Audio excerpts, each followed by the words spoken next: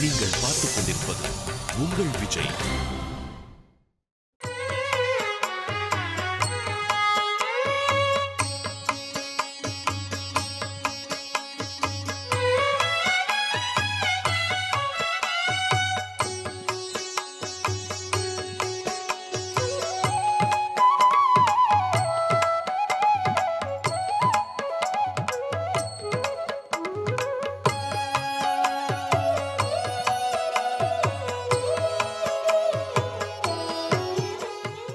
பெரிய கொழப்பலூர் திருவண்ணாமலை வந்தவாசி வட்டத்தில் பெரணமல்லூர், நெடுங்குணம், சேத்துப்பட்டு, இஞ்சிமேட்டு என்னும் இந்த கிராமங்களுக்கு அருகில் பெரிய கொழப்பலூர் என்னும் இந்த அற்புதமானதொரு சன்னிதானம் அமைந்திருக்கிறது. பெருமான் சக்கரவர்த்தி திருமகன் கரதூஷண பெருமாள் என்று போற்றப்படுகின்றார். இந்த பெருமானுடைய வைபவங்களை எல்லாம் நாம் இப்பொழுது சென்னையிலிருந்து காஞ்சிபுரம் செல்லும் வழியில் தற்பொழுது நசரத்பேட்டை என்று பிரசித்தியானதும் புராணங்களில் தாசரதிப்பேட்டை மேல் அகரம் என்று பிரசித்தி வாய்ந்ததுமான முதலியாண்டான் அவதார கஷேத்திரத்திற்கு அருகில் அமைந்திருக்கக்கூடிய மலையம்பாக்கம் என்னும் உத்தமமான ஓர் அக்ரஹாரத்தில் சக்கரவர்த்தி திருமகனாம் ஸ்ரீ கோதண்டராம பெருமாள் மற்றும் கண்ணன் நவநீத நாட்டியனான நவநீத கிஷோரனான கண்ணனுடைய சன்னிதானத்தில் அனுபவித்து வருகிறோம். இதுவும் புராதனமான சன்னிதானம். ஒரு புறம் பெரிய கொழப்பலூர் கரதூஷண பெருமாள், மற்றொரு புறம் மலை எம்பக்கமாக மலையப்ப சுவாமியின் அனுகிரக விசேஷத்தை பெற்ற ஸ்ரீ ராமச்சந்திரமூர்த்தி. நடுவில் நாம் ஒரே சரித்திரத்தை அனுபவிக்கிறோம். தண்டகாரண்யத்தில் மகரிஷிகள் எல்லோரும் ஆனந்தமாக ஓடி வந்து பெருமானை சேவித்து ஆச்சரியப்பட்டு விழுந்து வணங்கி சேவித்து அவருக்கு பலவிதமான உபச்சாரங்களை சமர்ப்பித்தார்கள். சம்ஸ்கிருத நாடக சக்கரவர்த்தி பாசன் என்னும் மகாகவி, அந்த பாச மகாகவி அபிஷேக நாடகம் என்பதாக ராமனுக்கு மகுடாபிஷேகம் நடந்த சரித்திரத்தை வர்ணிக்கிறார். அதில் சொல்லுகிறார், லக்ஷ்மணனிடத்தில் ராமன் சொன்னான், லக்ஷ்மணா, கைகேயியை பார்த்து நீ கோபம் கொள்கிறாயே, கைகேயி கெட்டவள், தீயவள், தன் பிள்ளை பரதன் ராஜ்யாபிஷேகம் செய்ய வேண்டும் என்னும் நோக்கத்தினாலே என்னை காட்டுக்கு அனுப்பிவிட்டாள், தந்தையார் மரணத்திற்கு அவள்தான் காரணமாய் அமைந்து விட்டாள் என்றெல்லாம் கைகேயியை பார்த்து நீ கடுமொழி சொல்லுகிறாயே, இது தவறு. ஏனென்றால் உண்மையிலேயே என் உள்ள கிடக்கை என்ன என்பதை கைகேயி நன்கு அறிந்திருந்தாள். நான் இது போன்ற தீர்த்த விசேஷங்களிலும் புண்ணிய தீர்த்தங்களிலும் நதிகளிலும் விசேஷமான புஷ்கரணிகளிலும் நீராடி ஆங்காங்கு திவ்யதேசங்களில் பெருமான்களை சேவித்துக் கொண்டு, அதுபோன்று மகர்ஷிகள் தபோவனங்களில் எல்லாம் சஞ்சரித்து அவர்களிடத்தில் வேதாந்த விசாரங்களை செய்து அவர்களை மகிழ்வித்து நானும் சந்தோஷமடைய வேண்டும் என்று ஆசை கொண்டிருந்தேன். சக்கரவர்த்தியோ எனக்கு முடிசூட்ட வேண்டும் என்று நினைத்து விட்டார். அவரை எதிர்த்து பேசும் வல்லமை என்னிடத்தில் இல்லை. ஆனால் என் உள்ள கிடக்கையை நன்கு உணர்ந்தவளான தாயார் கைகேயி நேரடியாக சொன்னால் தசரத மாமன்னன் இதற்கு இசைய மாட்டான் என்பதினாலே, ராமா, நீ சென்று திவ்யதேசங்கள் தோறும் பெருமான்களை சேவித்து ஆங்காங்கு புண்ணிய தீர்த்தங்களில் நீராடி மகரிஷிகளின் தபோவனங்களில் தங்கி இளைப்பாரி விட்டு பின்னர் வா. இந்த ராஜ்யம் உன்னுடைய சொத்து, பரதன் உன் உடைமை, இருவருமே உனக்காக காத்திருப்பாள் என்று உணர்த்தாமல் உணர்த்தியிருக்கிறாள். ஆகையால் கைகேயின் மீது நீ கோபம் கொள்ளக்கூடாது என்று சொல்லுகிறான். ஆனால் இப்பொழுது மகரிஷிகளை பார்த்த மாத்திரத்தில் ராமன் முகம் வாடியது, உள்ளம் நொந்தான், கண்ணீர் பெருக்கி விக்கித்து நின்றான். செய்வது தெரியாமல் ராமன் நின்றான் என்றால், சுவாமி, இவர்களை பார்ப்பதுதான் தனக்கு பேராவல் விளைவிக்கும், அதுதான் புருஷார்த்தம், தபோவனங்களில் தங்கிச் செல்வதை காட்டிலும் வேறொரு பாக்கியமில்லை என்று சொன்னவர் உள்ளொன்று வைத்து புறமொன்று பேசுபவர்களை காட்டிலும் வல்லவராயிருக்காரே. நாம் தான் இந்த விஷயத்தில் வல்லவர்கள் என்று நம்மை நாம் நினைத்திருக்க, நம்மை விட ராமனுக்கு உள்ளொன்று வைத்து புறமொன்று பேசுவது எளிதாயிருக்கிறதே என்று நினைக்க தோற்றும் அல்லவா? உண்மையில் ராமன் அந்த மகரிஷிகளைக் கண்டு மனது வருத்தப்பட்டது எதனால், ஏன் இப்படி ஒரு நிலை ஏற்பட்டது என்றால், மகரிஷிகளின் கோலம் அப்படி. ஆம், சித்த புருஷர்கள், தபோதனர்கள், அரும் பெரும் தவம் செய்து தவத்தையே தங்களுக்கு பெரும் செல்வமாக்கி கொண்டு விளங்குபவர்கள் ஒருத்தருக்கு ஒரு புறம் கை இல்லை, இன்னொருத்தருக்கு கால் இல்லை, இன்னொருத்தருக்கு கன்னப்பிரதேசத்தில் சதை இல்லை, இன்னொருத்தருக்கு கண் இல்லை. இப்படியாக அங்கங்கள் குறைவுடன் அங்கஹீனமாக நடக்க முடியாமல் தவழ்ந்து வந்து கொண்டு நிற்க முடியாமல் தள்ளாடிக்கொண்டு மகரிஷிகள் படும் வேதனையை பார்த்து ராமன் கண்ணீர் விட்டான். அவர்களுடைய நிலைமையை காணச் செய்யாமல் அந்த ராமனுக்கு கண்ணீர் பெருக்கெடுத்தது. ஏன் இந்த நிலைமை?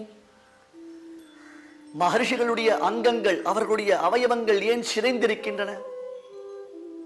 இப்படி ஒரு ஆபத்து அவர்களுக்கு நேரிட்டதற்கு யார் காரணம், என்ன காரணம் என்றால், அப்பொழுது மகர்ஷிகள் சரணாகதி செய்கிறார்கள். ஆம், பெருமானிடத்தில் ராமனிடத்தில் தோளார தனிவீரன் என்னும் இந்த திவ்ய புருஷனிடத்தில் நம் ஆத்மாவை சமர்ப்பித்தால் மேலான பரமபதம் நமக்கு நிச்சயமாயிற்று. உள்ளே நுழைந்தவுடனே ஏஹி பஷ்ய ஷரீராணி, மகர்ஷிகளுடைய வாக்கியம். வால்மீகி அந்த காட்சியை படம் பிடித்து காண்பிக்கிறார். ஏஹி பஷ்ய ஷரீராணி, பார்த்தாயா ராமா, எங்கள் உடலை பார், எங்களை பார், நாங்கள் ஏன் இப்படி இருக்கிறோம் தெரியுமா? இந்த தண்டகாரண்யத்தில் கொடுஞ்செயல் புரியும் அரக்கர்கள் பலர் உலாவுகின்றார்கள். அவர்களுக்கு வேறு என்ன பொழுதுபோக்கு? துஷ்டர்களுக்கு, தீயவர்களுக்கு, கயவர்களுக்கு எது பொழுதுபோக்கு என்றால் சாதுக்களை ஹிம்சை செய்வதை காட்டிலும் வேறு என்ன பொழுதுபோக்கு? இதை பார்த்த கருணா காக்குத்சனான ராமனுடைய உள்ளம் நெகிழ்ந்தது. மகர்ஷிகளுக்கு இப்படி ஒரு நிலைமையா? தான் அரசனாக இருந்து என்ன பிரயோஜனம்? இப்பொழுது தான் ராமன் அரசனில்லையே நாம் நினைக்கலாம்.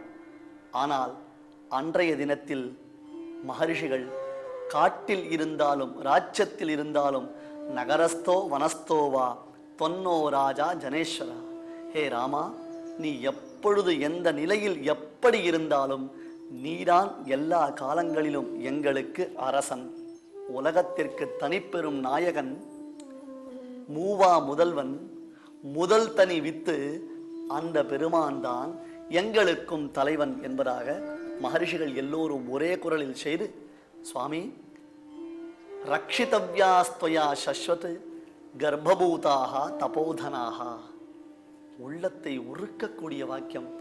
ரக்ஷிதவ்யாஸ்துவயா சஸ்வத் கர்ப்பபூதாஸ்தபோதனாக.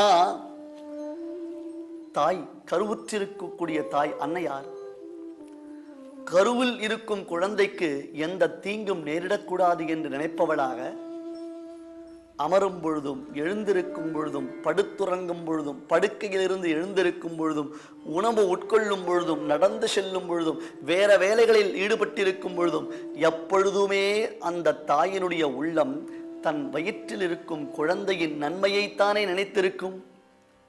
வேகமாக எழுந்தால் அந்த குழந்தை பிறன்று விடுமோ? நாம் சற்றே உஷ்டமான பானத்தை அருந்தினால் உள்ளே இருக்கக்கூடிய அந்த குழந்தைக்கு சுடுமோ? அல்லது குளிர்ந்ததான பானத்தை அருந்தினால் அந்த குழந்தை கஷ்டப்படுமோ? காரத்தை உண்டால் அந்த குழந்தைக்கு கண்ணெரிச்சல் உண்டாகுமோ? நாம் வேகமாக நடக்கும் பொழுது அதற்கு தலைகள் தெரிக்குமோ என்றெல்லாம் பயந்து பார்த்து பார்த்து கருவில் இருக்கும் குழந்தையை தாயார் தன் வயிற்றில் சுமந்து கொண்டு அவ்வப்பொழுது கைகளால் சுமந்து கொண்டு அந்த குழந்தையை காப்பதைப் போல, ராமா, தபோதனர்கள், தவத்தை செல்வமாக உடைய நாங்கள் உன்னால் எப்பொழுதும் காப்பாற்ற வேண்டியவர்கள் தானே.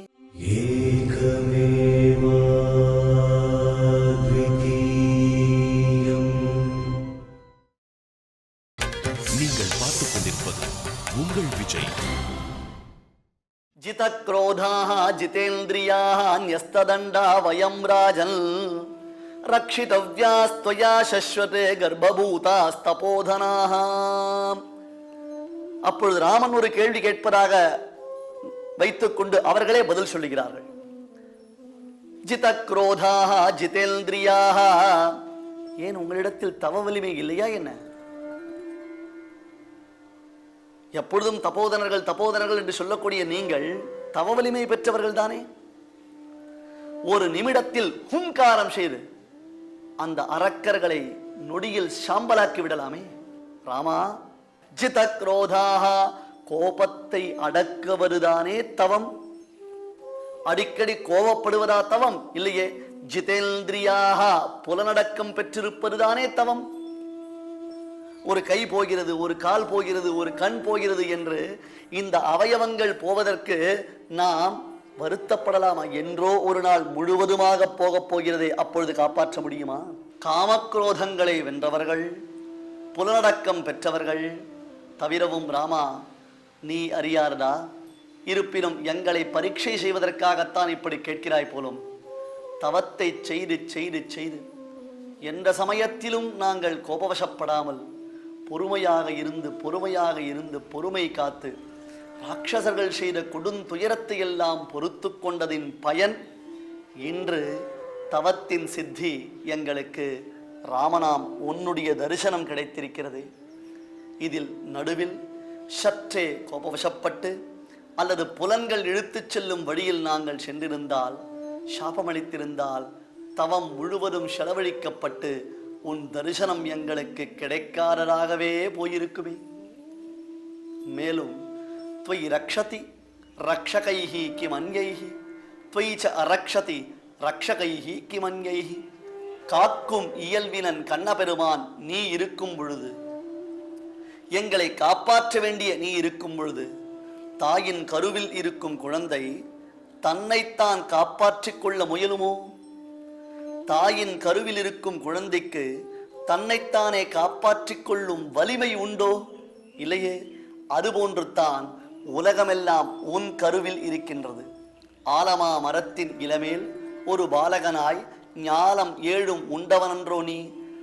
உன்னிடத்தில் இருக்கும் நாங்கள் உன்னால் ரட்சிக்கப்பட வேண்டியவர்கள். நீ ரட்சிக்கவில்லை என்று கைவிட்டால் மற்றவர்களால் காப்பாற்ற முடியாது. நீ ரட்சிக்க வேண்டும் என்று தீர்மானித்து விட்டால், காப்பாற்ற வேண்டும் என்று தீர்மானித்து விட்டால் மற்றவர்களால் எந்த தீங்கும் செய்ய முடியாது. ராமா, நாங்கள் கேவலம் என்றோ ஒரு நாள் அழியக்கூடிய இந்த தேகத்தை காப்பாற்றிக் கொள்ள உன்னிடத்தில் பிரார்த்திக்கவில்லை. இதோ நீயும் பிராட்டியும் இளையாழ்வாரும் லக்ஷ்மணனும் வந்திருக்கக்கூடிய சமயத்தில் விழுந்து சேவிக்க முடியவில்லையே. தினந்தோறும் ஷாலக்கிராம பூஜை செய்யும் சமயத்தில் ஒரு கையில் புஷ்பத்தை வைத்துக்கொண்டு மறு கையினாலே அர்ச்சிக்க முடியவில்லையே. ஒரு கையில் மணி அடித்துக்கொண்டு மற்றொரு கையினாலே தீபாராதனை செய்ய முடியவில்லையே. தர்மானுஷ்டானங்கள் செய்வதற்காக உன்னால் படைக்கப்பட்ட இந்த தேகத்தை ராட்சசர்கள் அழிக்கின்றார்கள். ஆகையால் எங்களால் தர்மானுஷ்டானம் செய்ய முடியவில்லை.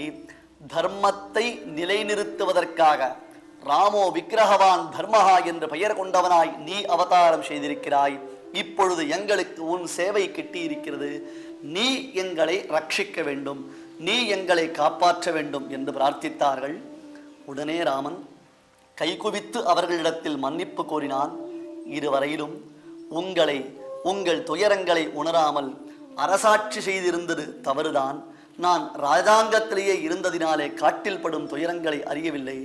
அதற்கு ஒரு வாய்ப்புதான் இங்கே எனக்கு கிடைத்திருக்கிறது. இனி நீங்கள் வருந்த வேண்டாம். கூர்மையான என்னுடைய அம்புகளுக்கு முன்பாக ஒருத்தரும் நிற்க முடியாது. நான் எல்லா சமயங்களிலும் என்னை நம்பியிருப்பவர்களை ரட்சித்தலையே விரதமாக கொண்டிருக்கிறேன். இதை யார் தடுத்தாலும் நான் ஒப்புக்கொள்ள மாட்டேன். நீங்கள் இனி நிர்பயமாக இருக்கலாம். அரக்கர்கள் தொல்லை உங்களை விட்டு நீங்கியது என்பதாகவே நினைத்திருங்கள் என்று ராமன் வாக்குறுதி அளித்தான். அப்படி அவன் அளித்த வாக்குறுதி பலித்ததா? மகரிஷிகளின் துயரம் நீங்கியதா? உண்மையிலேயே ராமன் அரக்கர்களை வதம் செய்தானா? இலங்கையில் அரக்கர்களை வதம் செய்தால் தண்டகாரண்யத்தில் இருக்கும் மகரிஷிகள் எவ்விதம் ரட்சிக்கப்பட்டவர்களாவார்கள்? அவர்களுக்கும் பெரிய குழப்பலூர் கரதூஷண பெருமாளுக்கும் என்ன சம்பந்தம்? நாம் இந்த சம்பந்தத்தை அறிவதைக் காட்டிலும் நமக்கு வேறு என்ன பாக்கியம் இருக்க முடியும்?